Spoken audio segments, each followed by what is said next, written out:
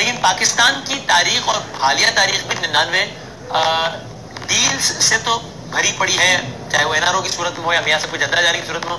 آپ کو ویسا کوئی ایکشن ریپلے ہوتا ہوا نظر آ رہا ہے؟ ایک جبر کا دور ہے جو اس وقت جس سے ہم اس وقت گزر رہے ہیں، اور اس پہ جو طاقتور قوتیں ہیں، مقتدر قوتیں ہیں، اصل حکومت تو چونکہ انہی کی ہے، تو میں نہیں سمجھتا کہ وہ خود جو ہے ملک کو اس طریقے سے چلا سکیں گے. بالآخر منجھے ہوئے سیاستدانوں کی ان کو بھی ضرورت پڑتی ہے اور پڑے گی، اور بالآخر سیاستدانوں کے ساتھ ان کو معاملات کرنے ہوں گے. اس طریقے سے تصادم کے ذریعے سے ملک نہیں چلا جاتا، اور الزام تو ہمیشہ سیاستدان پر آتا ہے کہ وہ تصادم کرتا ہے، لیکن اس کے بعد پھر یہی لوگ ہوتے ہیں دوبارہ سیاستدانوں کے ساتھ معاملات ٹھیک بھی کرتے ہیں. میں معاملات کو ٹھیک رکھنے کا مخالف نہیں ہوں، لیکن اس حد تک ملک کی سیاست کو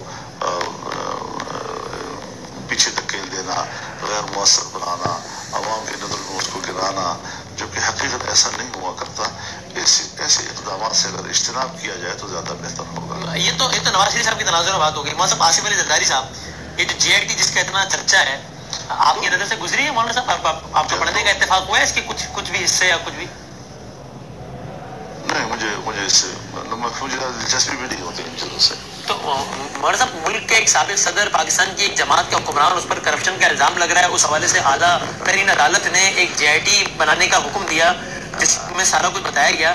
تو آپ کو یہ بات سے جس طرح آپ کہہ رہے تھے کہ خان کی حکومت میں پاکستان گر رہا ہے، اس طرح آپ کو اس میں انٹرسٹ نہیں تھا کہ بھائی زرداری صاحب کی حکومت میں پاکستان لٹ رہا تھا، میں دیکھ تو لوں کہ یہ کیا ہے، اس میں کتنی سچائی ہے یا نہیں؟ تو جب سامنے آ جائے گی ساری بات، مجھے تو ان کو صادق اور امین بنتے ہوئے بھی میں نے انہی عدالتوں سے ان کو ہم نے صادق اور امین بنتے ہوئے بھی دیکھا ہے. جی ہم کیا کریں گے؟ JIT تو سامنے آ گئی نا، تو آپ دیکھ کر اپنا ایک تجزیہ تو بنا لیتے کہ بھائی یہ ٹھیک ہے.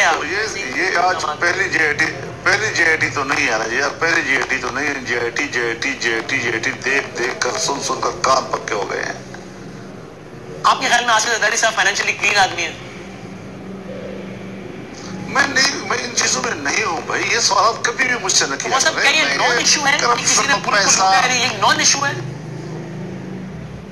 نان ایشو میرے لیے نان ایشو ہے. میں جب تک عدالتیں اور ادارے صحیح انصاف کی بنیاد پر حقائق سامنے نہ لائیں.